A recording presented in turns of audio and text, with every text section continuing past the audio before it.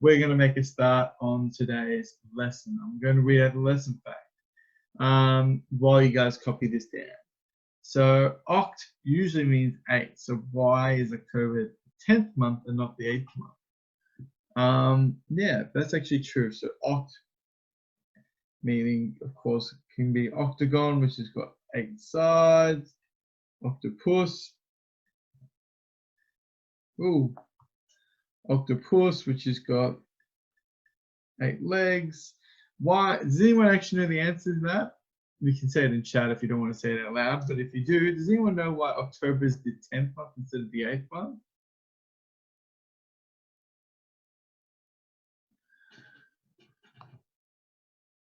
Anyone got a guess? Julius Caesar is the answer from good old Tyler has got that correct. Julius, when the calendar was first originated, yeah, sure, Oct was the 8th month and December dec, but decimal was the 10th month. But then Julius Caesar came along and put in 2 new months, and those bumped up the year to 12 months instead of 10 months, which pushed October to 10 and December to 12. One of those 2 months was July for Julius. Does anyone know what the other month was?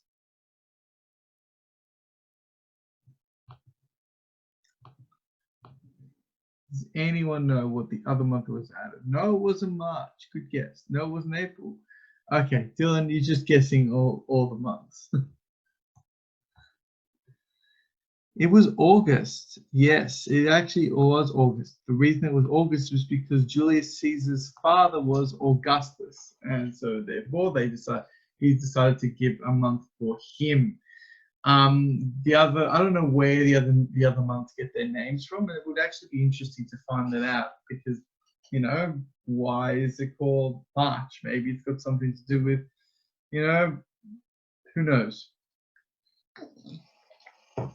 Why is it called April? Okay, so today what we're going to look at is we're going to look at logarithmic scales. Now we'll be able to compare values in logarithmic scales. Now, the important thing here is to, I guess what we did last time is we started to talk about what a logarithm is. And today what we're going to do is we're going to extend that idea to talk about, well, how do we look at things in different scales?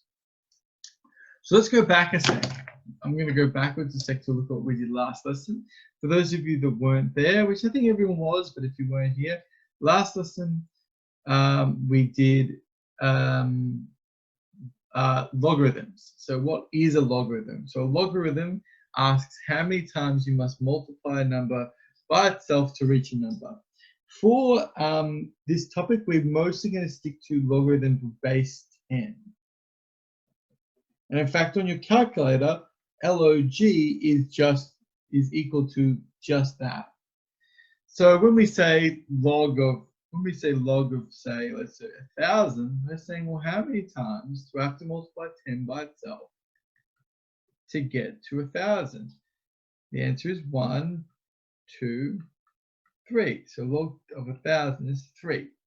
It's pretty much, that was it. That's what we did. So you had to be able to practice that.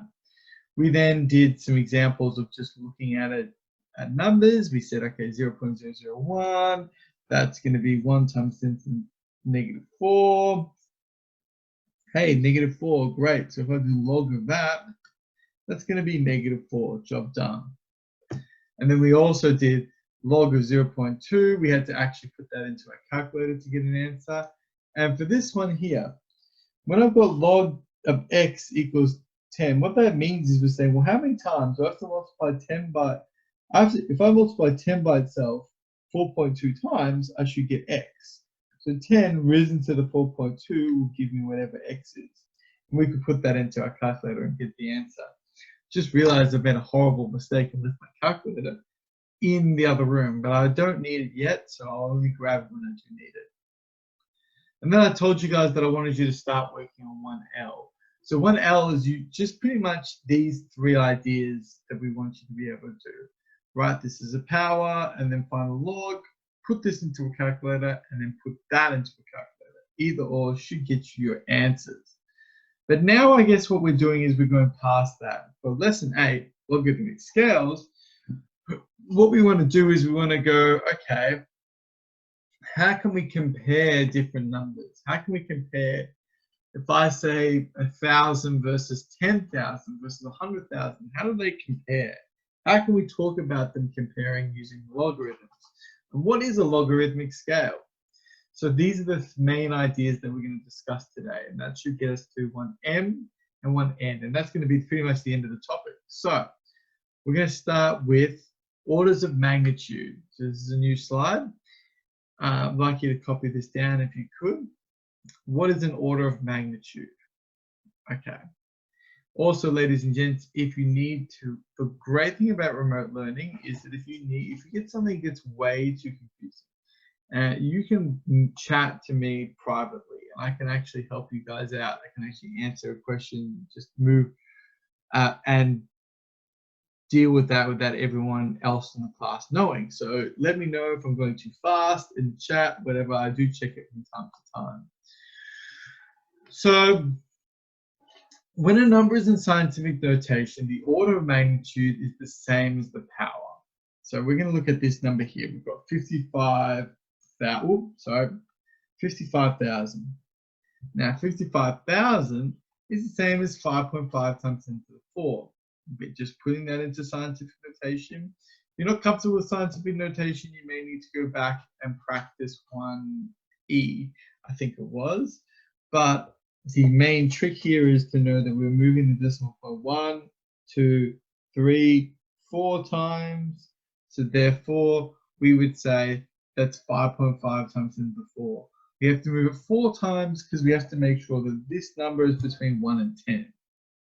Now, the new piece of information here is to say this. That 4 means its order of magnitude is 4. Now, orders of magnitude are like approximations. Okay? They're kind of like saying, okay, if I had to guess, what is this number around about? And what this is trying to say is 55,000 is around about 10,000. You might be saying, but sir, don't you round that up to 100,000 instead? It's like you would think that, but for our circumstances, we would be rounding it down. We're just rounding it down to the closest. Essentially, we change that first number to a 1 and then finding out what that number is. The reasons we care about orders of magnitude is actually not, and this is something that I don't really discuss here. The reason we care about orders of magnitude is not so that we can be like exactly, get the exact idea of it. The idea of the orders of magnitude is to get an approximate idea.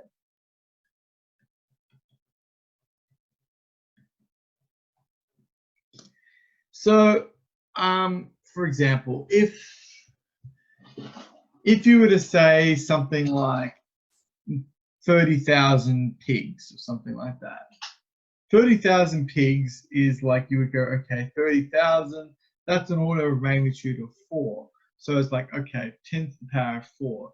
It gives you an idea of the number. It's not trying to give you the exact number. So then someone said, right, I have 30,000 pigs, whereas the guy down the road has 30 pigs. You can be like, well, that's an order of 4. That's an order of 1. Well, that one, the order of 4 is much larger, but much larger. It's great for when you're comparing big numbers. So if you go, oh, this galaxy is an order of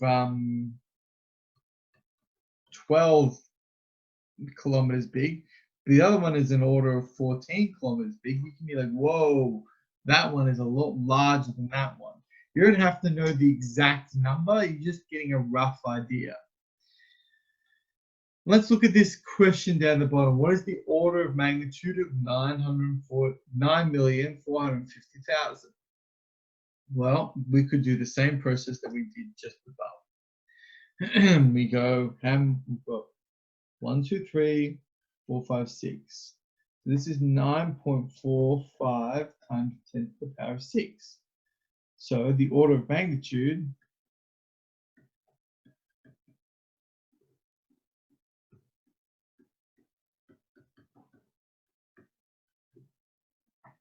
is 6.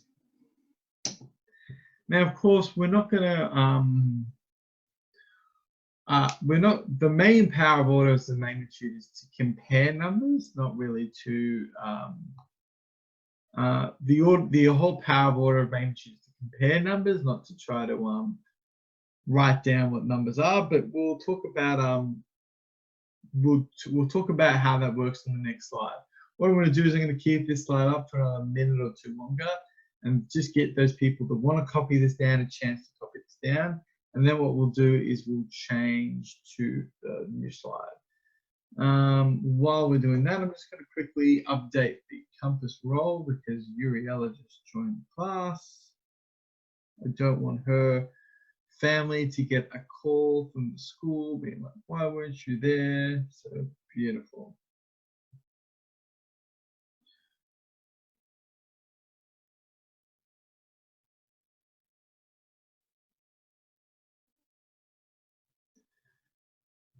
Any questions so far? Anyone concerned about anything?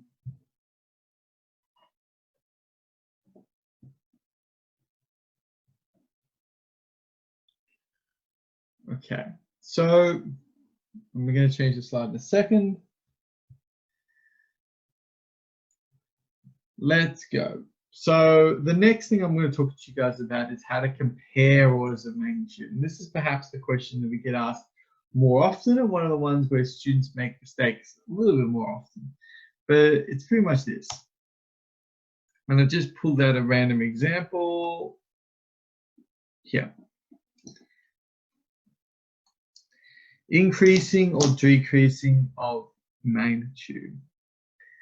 Let's say that the amount of people in a stadium increases from 20 to 35,000 in 1 hour. So the 20 people might be just, you know, the person checking tickets, the cleaner, you know, the guy that sells hot dogs, whatever. But then of course, the players might show up, and then a couple of minutes later, the crowd shows up, and it goes all the way to 35,000 people, which might be a lot of people. So the question then becomes, okay, cool. What is the change in order of magnitude?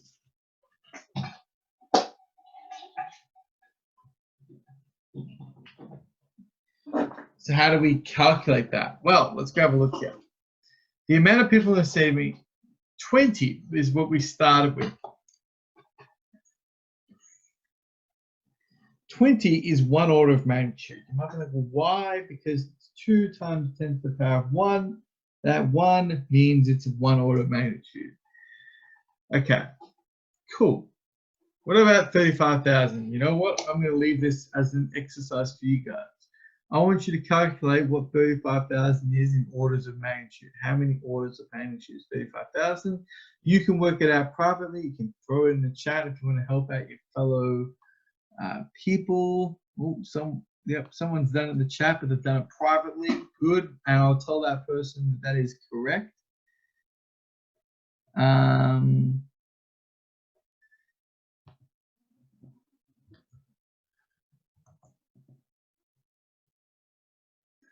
Have a think. How many orders of magnitude? How many times do I have to multiply by 10 to get to that number? Yeah. So Dylan did spoil it. He got it correct and he said it privately, but then I said, oh, well, you know, he's not helping out his fellow students, so he decided to put it out publicly, which I'm like, respect. There's absolutely nothing wrong with that. No, there's nothing wrong with it. Don't stress. Dylan's not. I saw you the movie already. No, don't stress. It doesn't matter. I'm just like trying to, I was like, you know, whatever. So, but yeah, Dylan was correct. So 35,000, how do we do that? That's going to be 3.5 times 10 to the power 4, which means we've got 4 orders of magnitude.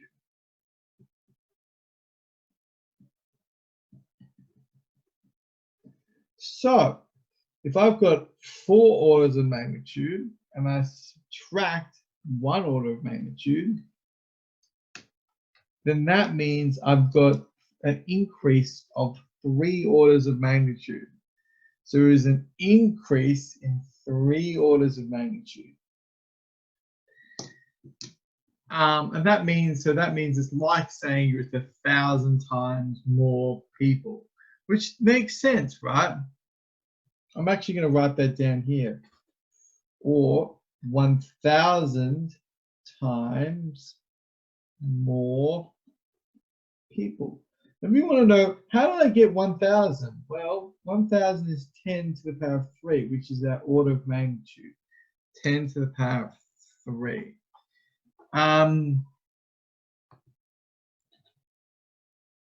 Okay, so someone's a bit confused. That's fine. I'm going to go, I'm not going to say who it was, but I'm going to go back. I'm going to go backwards a second. I'm going to go back over this, and we'll go through it again, just in a little bit more detail, especially for those of you that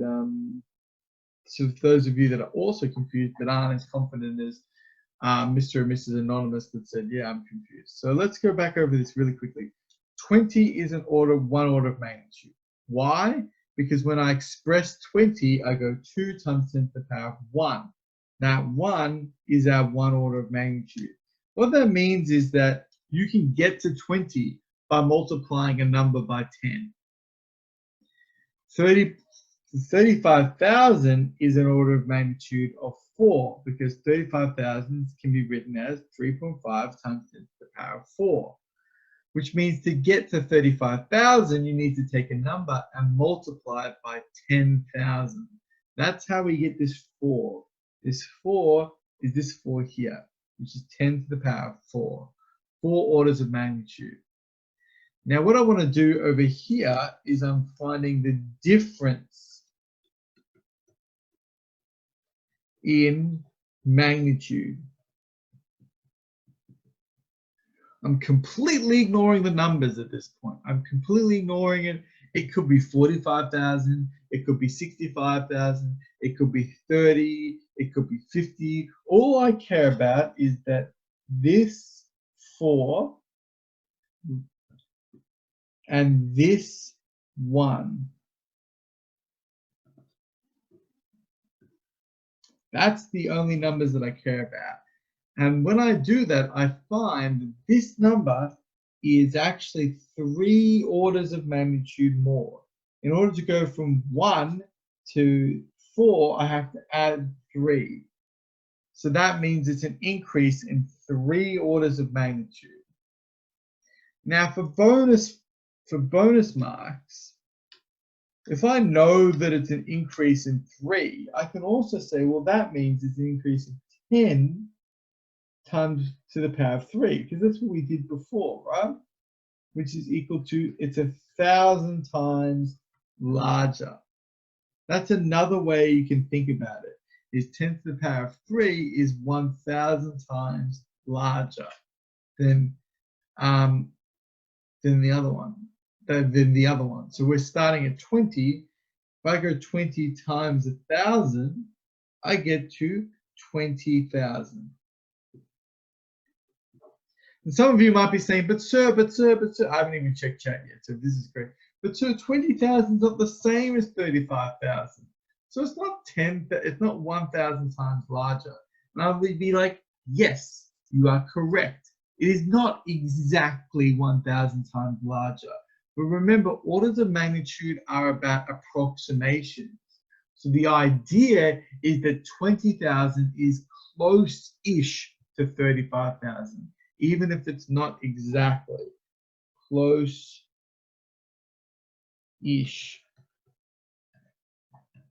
to 35,000.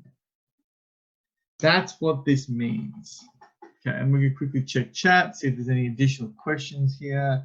The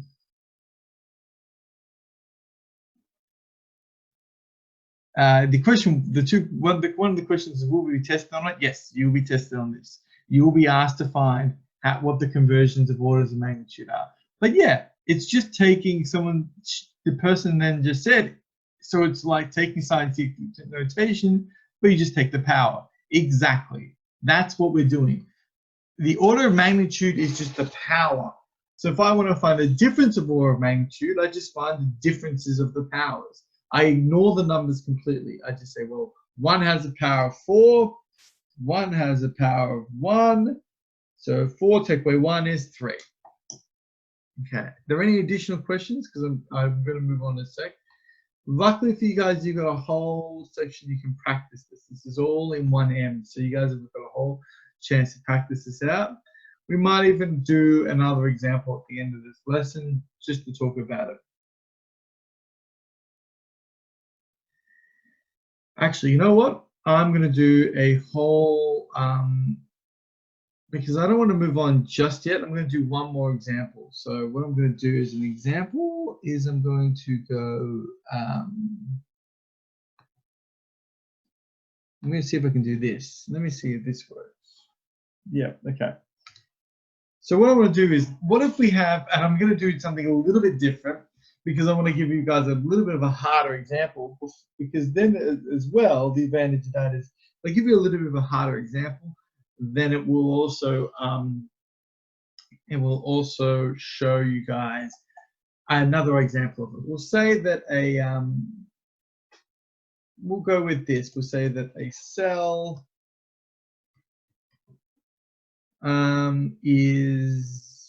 we'll go with 2 times 10 to the power of -9 meters.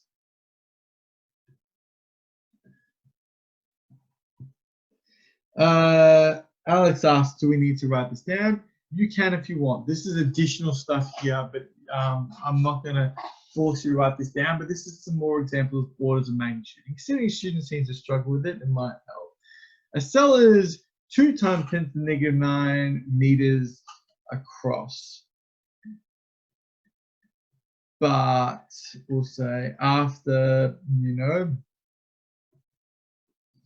we'll go after 20 years of growth turns into a organism that is 1.7 meters tall. What is the change in size as an order of magnitude?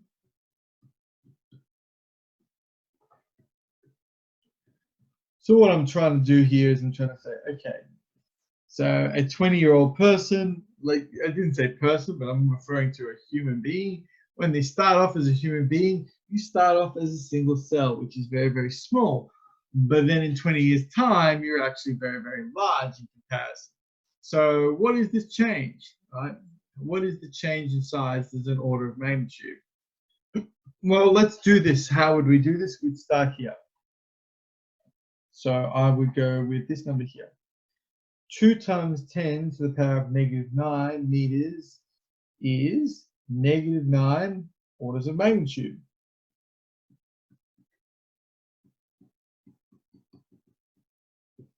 Okay, cool. Whereas, if I do 1.7, okay, 1.7 meters is equal to 1.7 times 10 to the power of 0, because it's just 0, which is going to be 0. So how many orders of magnitude is this? I wanted this to be a little bit harder, but unfortunately I've kind of made a mistake. It doesn't matter. So what's the difference? The difference is 0 minus -9 equals 9. Cool. So the answer comes out to be, it is 9 orders of magnitude larger. Or you could say that it is, 9 orders is, or 1 times 10 to the power of 9 times larger, which is the same as saying a billion, by the way.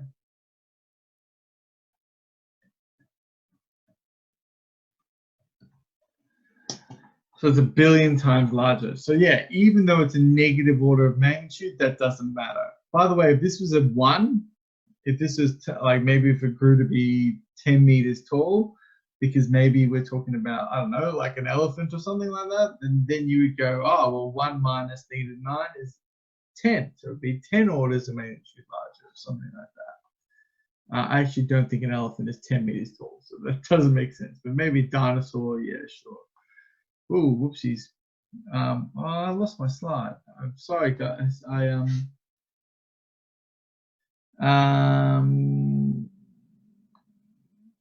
Sorry, I lost my slide. I was going to keep that up there a little bit longer for you guys if you wanted to copy it down, but I think it's gone now forever. Let me just check if I can get back to it, but I don't think so. Nope, can't get back to it, alas. So yeah, but you can check that out later on if you want to pause the video. You can have a look at that when I upload this video later on. So logarithmic scales, this is the next and final section here. An increase of 1 on a logarithmic scale is the same as being 10 times larger in the energy scale. Okay, I mean, like, so, okay. Sorry, guys, I'm just a bit taken aback because I wrote this slide, but I don't even think it makes sense. So remember a logarithmic scale. Let's think about logarithms, right? Logarithms are how many times do I have to multiply 10 by itself to get to a certain number, okay? So that means that if I write down those logarithms, 1, 2, 3, 1, 2, 3, and then I do the expansion 10 times, like, 10 to the power of 1, this is, this sort of, it shows you how one might link to the other. This is a little bit wrong, to be completely honest with you, because this should be like this. Can I get you to fix this up for me? Because this should be like this.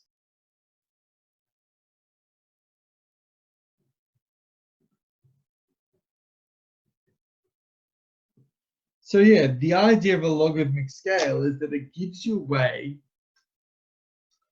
The idea of a logarithmic scale is it gives you a way to talk about numbers instead of talking about tens and hundreds and thousands. We're just going to increase it up by 1s and 2s and 3s.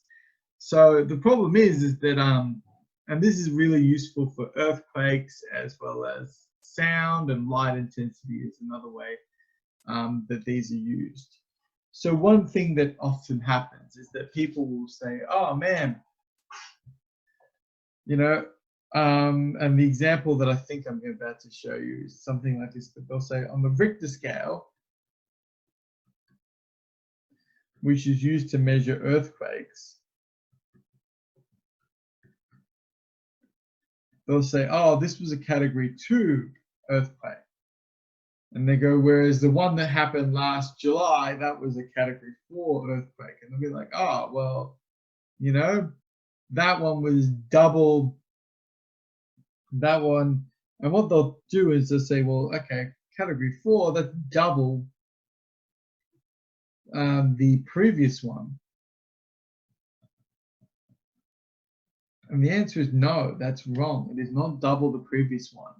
Because if you compare a 2 to a 4, remember, as before, that's an increase in +2, but in the 10 scale. So that's actually 100, not double, not 2 times, but 100 times larger. That's what a log scale does, and that's where people make mistakes. A log scale means that as you go up by each one, it's 10 times larger, not 1 times larger. So as you go up from 1 to 2, that's times 10. 2 to 3, that's times 10. So from 2 to 4, that's times 10 times 10, or 100 times larger. I'm going to give you guys a second to jot this down. I'm sorry that this slide's a little bit wrong, but then what we're going to do is I'm going to show you a picture, and then I'm going to give you one more example on this kind of stuff. And then what we'll do is I'll give you guys some time to work on some questions. Give me a second, I'm going to grab a calculator.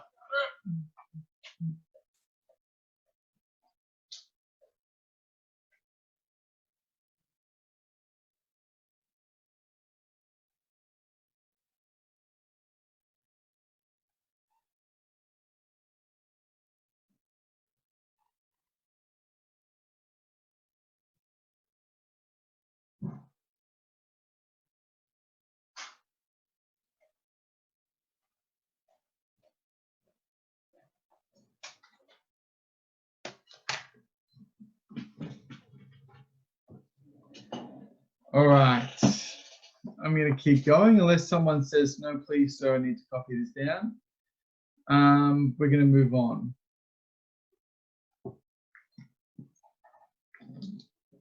So this is what a logarithmic scale looks like visually.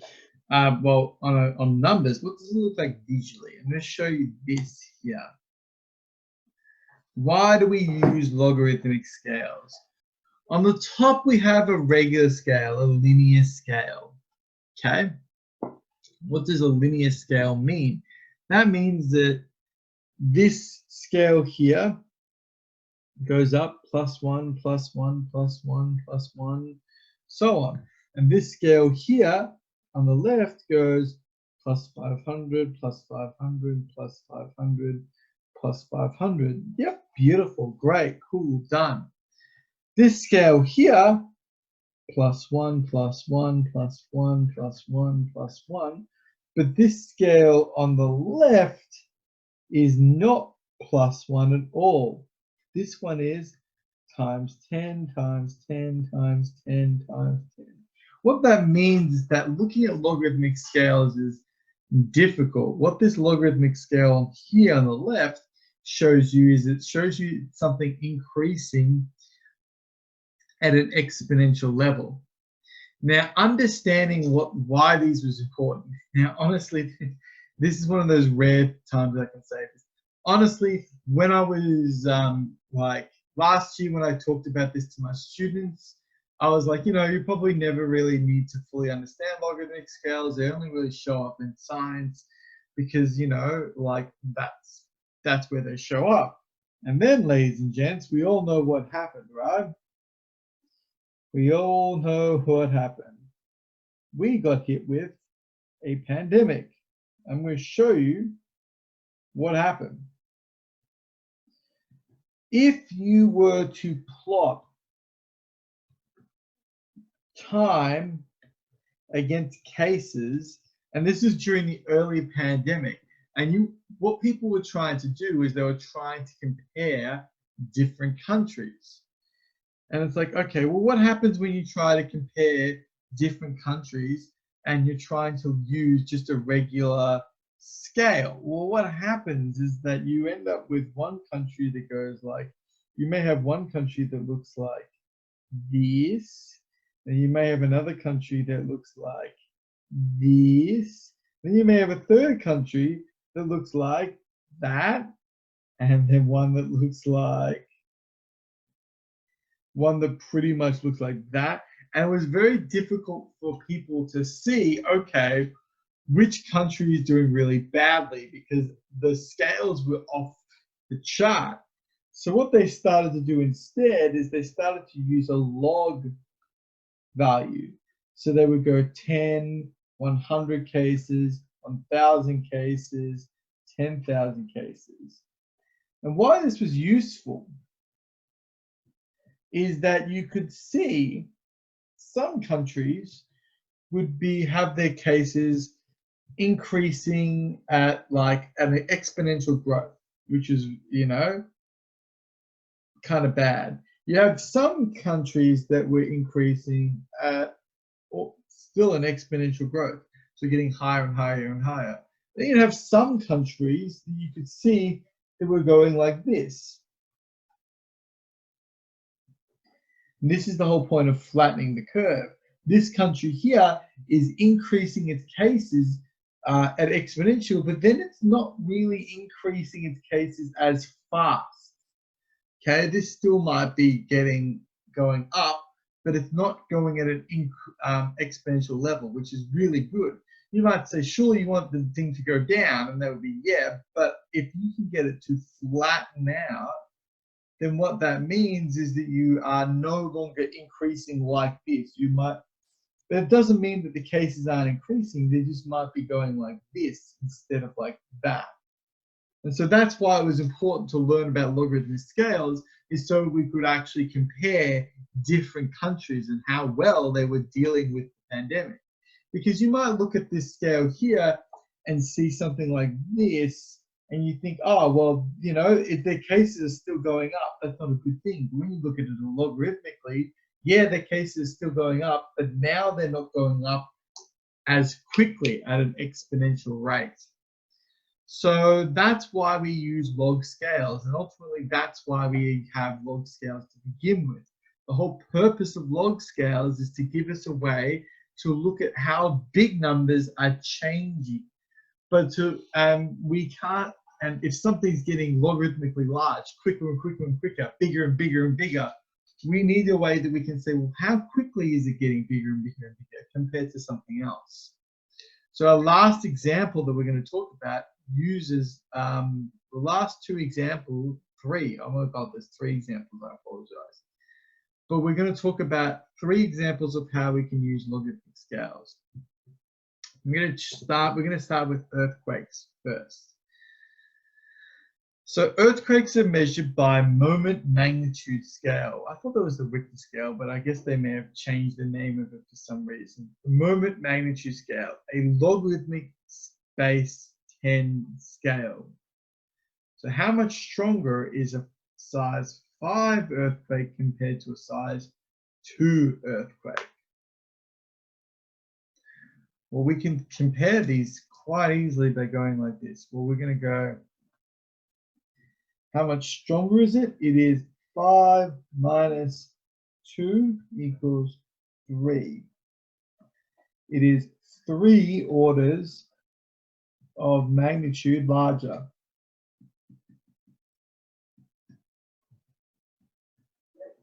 Which is the same as saying 10 to the power of 3 equals 1,000 times larger.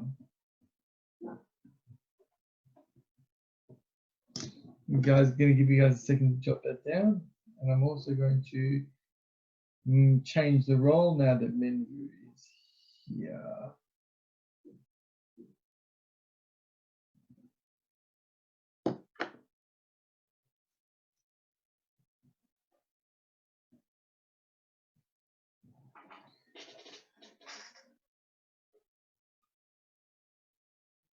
So yeah, if you notice that this is going to be the stuff that you need to be able to do for 1m, very similar to the stuff that we just did for 1m. The only extra little part is this extra little step here.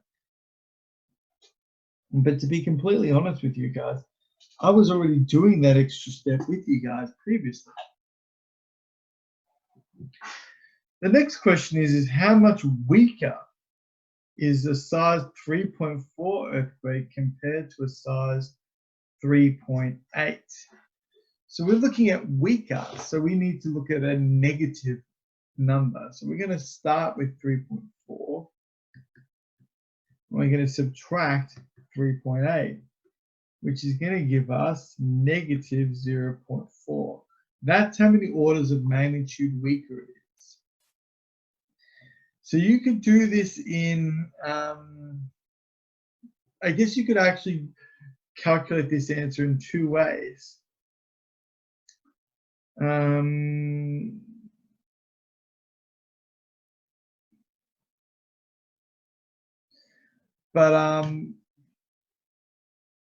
Yeah, you could calculate this in two ways.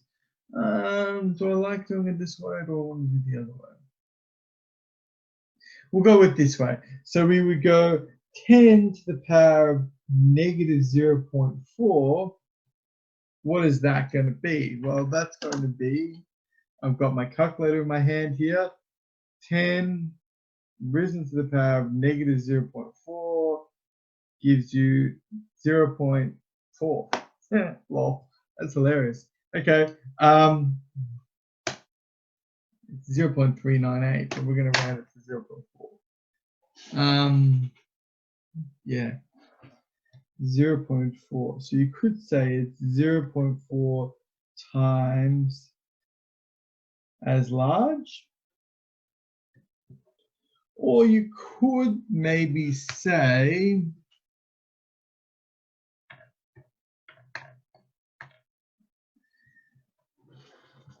you could do this. You could also say it's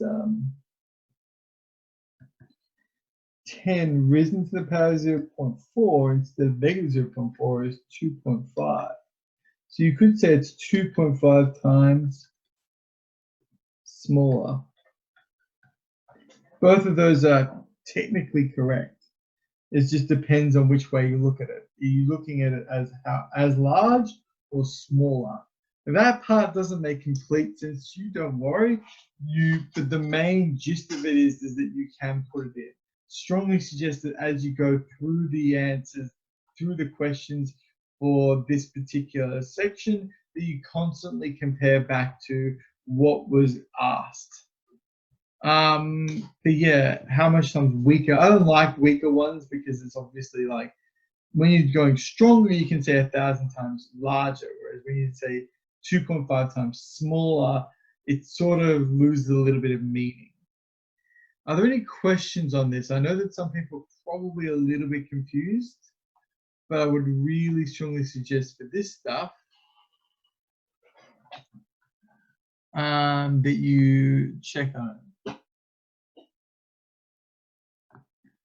Okay, let's have a look at the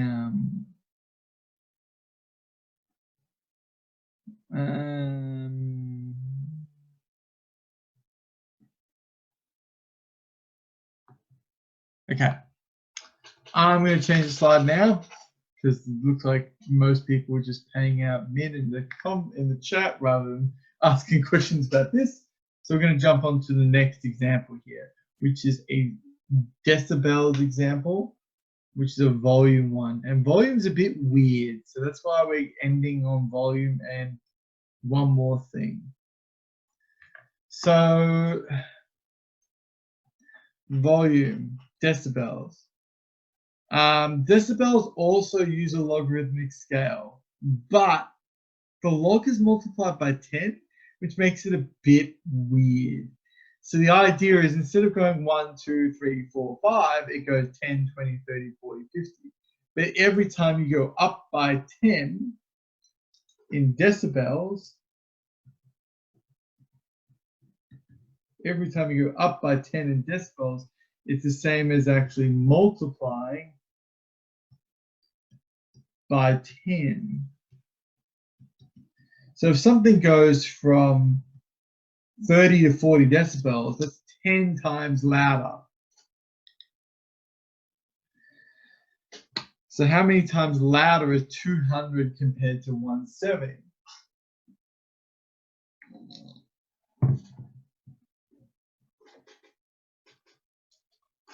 To do that, you would go 200 minus 170 equals 30. But it's not 10 to the power of 30. It's actually 10 to the power of 30 over 10,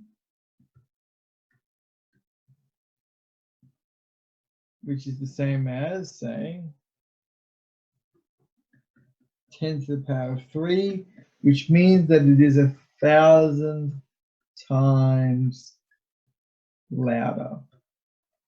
So that's the only trick with decibels, is you don't just do 10, you don't do 30 divided by 10, you don't do 10 to the power of 30, you do 10 to the power of 30 divided by 10. But that trick only applies to decibels. Keep that in mind and you'll be fine. Everything else, you would just go 10 to the power of 3. For decibels, they just have this weird rule. If you want to know why they have this weird rule, It's actually because decibels, deci meaning 10. So it actually counts it for every 10 bells. So decibels is not actually the unit. The unit's actually bells, but like we're not going to get into that because that's going to get a little bit confusing and it's not necessary. You just need to know how these basic bits and pieces work.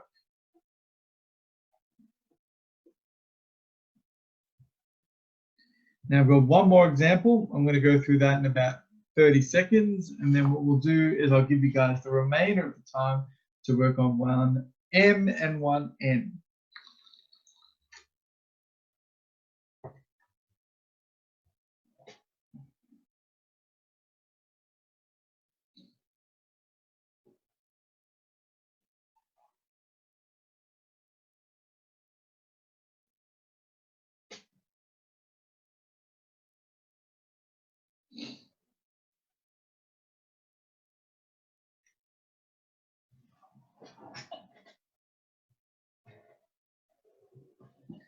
Okay, so last example is this example here. This is another comparative of size. Tokyo has 38 million people living in it, but Canberra has 356,000. Using logarithms, how much larger is Tokyo compared to Canberra? Okay. Using logarithms, okay, so this is a bit of an interesting thing. Okay.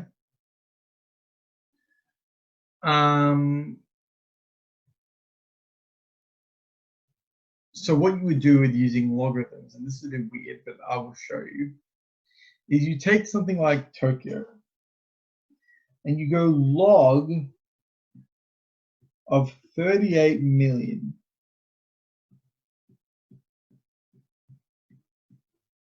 And that will give you an approximate answer for how many times you must multiply 10 by. Given it's 38 million, the answer should be about 7-ish. I'm going to put this in my calculator.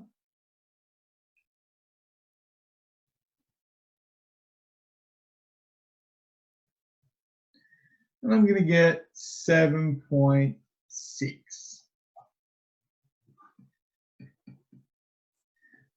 Okay, so that's what Tokyo is. What about Canberra? Now Canberra is a lot smaller.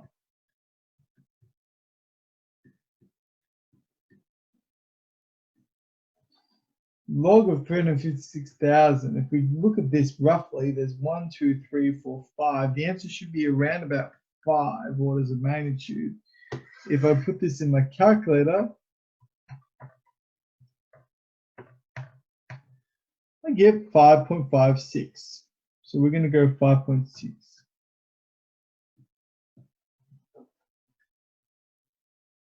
All right. So now we do the same thing again. We're going to find the difference in these orders of magnitude. 7.6 minus 5.6 is 2. So you could say, you could write down your answer in multiple ways. Tokyo is 2 orders of magnitude larger than Canberra. Or you could say 10 to the power of 2 is 100. So Tokyo is 100 times larger than Canberra. Now notice here that, of course, it's not exactly 100 times, right? We know that 356 times 100 is not going to be 38 million, but it's an approximate thing. These are the kinds of numbers that you would put in a newspaper. What do I mean by newspaper? Well, if you write in a newspaper, if you wrote in a newspaper that Canberra is like,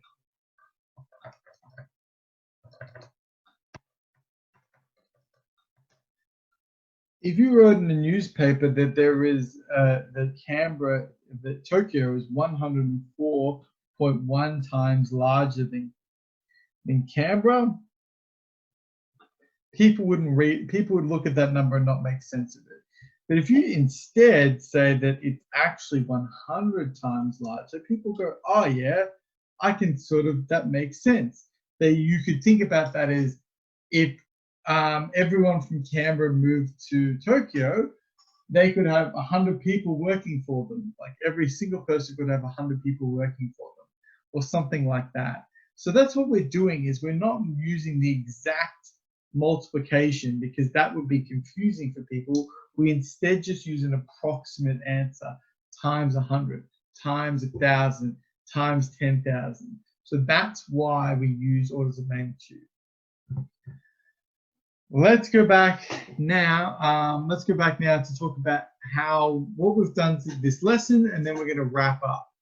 So this lesson, what we talked about was mostly this: how can we use logarithmic scales? Logarithmic scales can be thought of as being, we can start off with orders of magnitude. An order of magnitude is just saying, well, what is the power in the scientific notation? And then if we increase or decrease from one number to another number, how does that order of magnitude, how does that power change? We went from a 10 to the power of 1 to a 10 to the power of 4. That's an increase of 3 orders of magnitude. And then what we did is we said, okay, well, what are logarithmic scales? Logarithmic scales just are a way of counting up. As we go up a logarithmic scale, it's like we're counting up with our powers. So even though we're counting up just 1 in the logarithmic scale, that's the same as going times 10 in another scale. And these are really useful when you've got numbers that go really, really high, really, really quickly. So where do we use these? We use these in earthquakes. So earthquakes times 10 scale. So if you go from a 2 to a 5, it's 1,000 times larger. If you go from 3.4 to 3.8, it's 2.5 times larger. Or you can say it's 0.4 times as large, the other one. I'm going to double check this one later on. But most of the questions you're going to get are going to be like this one here. We compared it using volume. We said volume is the same as like earthquake scale, except instead of plussing 1 each time, which we did here, we're plussing 10 each time. But every time you go up by 10, that's times 10 larger. So that's how volume works in decibels. So if I have one music instrument that's 200 decibels, one that's 170, if I subtract them, that's 30. That means there's 1,000 times larger. That's a pretty big number. The only interesting new trick is you've got to remember to divide by 10. We finished by comparing scales, using the logarithms to find the log of each number, and then just using that to get a rough answer of how many times 10 it is. Yo. How did you get 7.6? I put it into my calculator. What, the number? Yep. I went log 38 million.